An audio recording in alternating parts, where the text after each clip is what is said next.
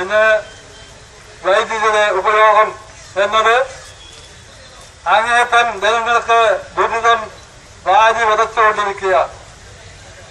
ഇവിടെ വ്യാപാരികൾക്കും അതുപോലെ തന്നെ വ്യവസായികൾക്കും തുടർച്ചയായി വൈദ്യുതി ലഭിക്കാത്തതിന്റെ ഫലമായി വ്യാപാര സ്ഥാപനങ്ങളും അതുപോലെ തന്നെ ചെറുകിട വ്യവസായ യൂണിറ്റുകളുമെല്ലാം പ്രവർത്തിക്കാൻ സാധിക്കാത്ത ഒരു നിലയാണ്. ഇതിന്റെ ഫലമായിട്ട് തന്നെ തൊഴിൽ നഷ്ടങ്ങൾ അതിലേറെ നമ്മുടെ രാജ്യത്തെ തൊഴിലാളികളും ജനങ്ങളും അനുഭവിക്കുന്ന സ്ഥിതിവിശേഷമാണ് ഇവിടെ ഉള്ളത്. എന്താണ് ഇതിന് കാരണം എന്നത് പറയാൻ അധികൃതരെ സംബന്ധിച്ചിടത്തോളം അവർക്ക് സാധിക്കുന്നില്ല. എന്തുകൊണ്ടാണ് വൈദ്യുതി ഇങ്ങനെ മണിക്കൂറിനകത്ത് 10 തവണയെങ്കിലും അത് പോകും വരും എന്നുള്ള നിലയിൽ ഏഷ്യാനെറ്റ് ലോകത്തോ ഈ സിനിമാനടൻ സുരേഷ്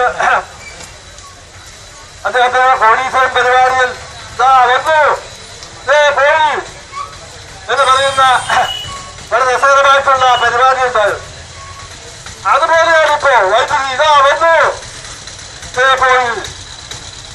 ഇങ്ങനൊരു അവസ്ഥ നമ്മുടെ സംസ്ഥാനത്തെ സംബന്ധിച്ചിടത്തോളം ശിക്ഷത്തിന് കേരള സർക്കാരിന്റെ യൂണിയപ്പിന്റെ ഈ പിടിപ്പുകെട്ട ഭരണത്തിന്റെ ഫലമായിട്ടാണ്. ഇവിടെ ഈ വൈദ്യുതി പ്രതിസന്ധിക്ക് ഉത്തരവാദി ഉമ്മൻചാണ്ടി ഗവൺമെന്റ്, യുഡിഎഫ് ഗവൺമെന്റ്. ഇവിടെ മഴക്കാലത്തിന് മുമ്പ് തന്നെ ചെയ്യേണ്ടുന്ന കാര്യങ്ങൾ ചെയ്യാനും വൈദ്യുതി ഉൽപാദനം കൃത്യമായി ഉൽപാദിപ്പിച്ച് വിതരണം ചെയ്യാനും അതിന് പ്രസരണ നഷ്ടം ഒഴിവാക്കാനും അതുപോലെ തന്നെ പോസ്റ്ററിന് വൈദ്യുതി കൊണ്ടുവരാനാണെങ്കിൽ അതിനാവശ്യമായിട്ടുള്ള ഇടപെടൽ സംവിധാനം ഉണ്ടാക്കാനും എല്ലാം ആവശ്യമായിട്ടുള്ള നടപടി സ്വീകരിക്കേണ്ടത് സർക്കാരാണ്. മഞ്ഞപ്പിത്തം, ഡെങ്കിപ്പനി, വൈറൽപ്പനി, ഇങ്ങനെ ഒരുപാട് പനികൾ ആളുകൾ കഴിഞ്ഞ പ്രാവശ്യം പനി ബാധിച്ച് ഈ സംസ്ഥാനത്ത് യുഡിഎഫ് ഭരണത്തിൽ 119 പേരാണ് മരിച്ചത്. ഇപ്പോ മഞ്ഞപ്പിത്തവും ഡെങ്കിപ്പനിയും വൈറൽ പനിയുമെല്ലാം ബാധിച്ച് ഇപ്പോൾ തന്നെ 61-ലധികം ആളുകൾ മരിച്ചു. കാലവർഷം തുടങ്ങുന്നതേ ഉള്ളൂ. ഈ കാലവർഷം ആരംഭിച്ച് കഴിഞ്ഞാൽ ശക്തിപ്പെട്ടാൽ എന്തെല്ലാമാണ് ഇവിടെ സംഭവിക്കാൻ പോകുന്നത്? ആളുകൾ പനി പിടിച്ച് മരിക്കുന്ന നിലയിൽ ചികിത്സക്ക് ആവശ്യമായിട്ടുള്ള സംവിധാനങ്ങൾ ഗവൺമെന്റ് ആശുപത്രികളിലില്ല, മരുന്നില്ല, ഡോക്ടർമാരില്ല. ഇപ്പൊ തന്നെ ഗവൺമെന്റ് ആശുപത്രികളിൽ 10 ലക്ഷത്തോളം ആളുകൾ അവരെ അഡ്മിറ്റ് ചെയ്തു. സ്വകാര്യ ആശുപത്രികളിലും ഒരു 10-15 ലക്ഷത്തോളം ആളുകൾ പനി പിടിച്ച് ആശുപത്രിയിൽ അഭയം നേടിയിരിക്കുകയാണ്. ഇതെന്തൊരു സർക്കാരാണ്, എന്തിനാണ് ഇങ്ങനെ ഭരണം? നമ്മുടെ രാജ്യത്ത് അങ്ങേയറ്റം ജനങ്ങൾക്ക് ദ്രോഹകരമായിട്ടുള്ള നിലയിൽ ഉമ്മൻചാണ്ടി സർക്കാർ, യുഡിഎഫ് സർക്കാർ ഈ രാജ്യം ഭരിച്ചിട്ടെന്താണ് കാര്യം? രാജിവെച്ച് പോകണമെന്നല്ലേ പറയുന്നത്?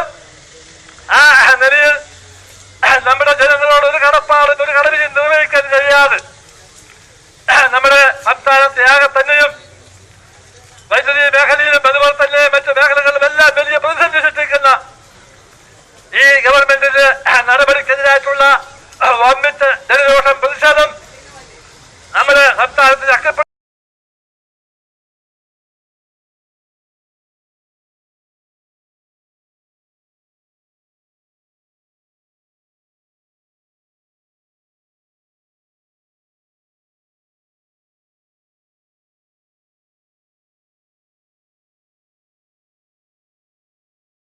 വസ്ത്രവിപണന രംഗത്ത് പതിറ്റാണ്ടുകളുടെ സേവന പാരമ്പര്യമുള്ള കണ്ണൻസ് കാഞ്ഞങ്ങാട് ഇതാ പുതുപുത്തൻ വസ്ത്രശേഖരവുമായി നിങ്ങളെ സ്വാഗതം ചെയ്യുന്നു. കല്യാണ പട്ടുസാരികൾ, സെറ്റുമുണ്ടുകൾ, ധോത്തി, സാരി, ലാച്ച, choli, churidar materials, shirt, T-shirt, pant, jeans, കുഞ്ഞുടുപ്പുകൾ, റെഡിമെയ്ഡുകൾ തുടങ്ങി വസ്ത്രവിസ്മയങ്ങളുടെ വൻ ശേഖരം തന്നെ കണ്ണൻസ് കാഞ്ഞങ്ങാട്.